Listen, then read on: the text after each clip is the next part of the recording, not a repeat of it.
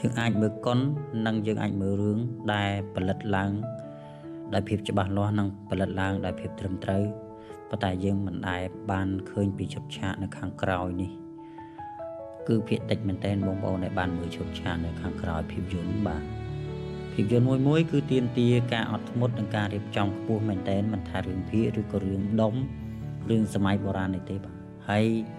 រឿងដែលពិបាកនឹងការរៀបចំស្មុគស្មាញគឺរឿងបុរាណទី1យើងត្រូវតែងតួឲ្យត្រូវនឹងសម័យកាល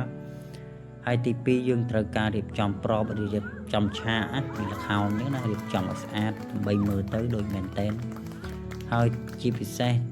តាក់ទងនឹងការដឹកនាំតួសម្ដែងអីផ្សេងហើយចំពោះតួសម្ដែងទៀតសោតគឺទាមទារឲ្យគាត់មានភាពវៃឆ្លាតនឹងការលេងបារ៉ូលើកដាក់សម្លេងឲ្យបានល្អដើម្បី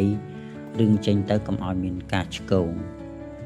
យើងមានភាពលំបាកគួរសមដែរនៅក្នុងការផលិតរឿងមួយបាទអរគុណបាយបាយ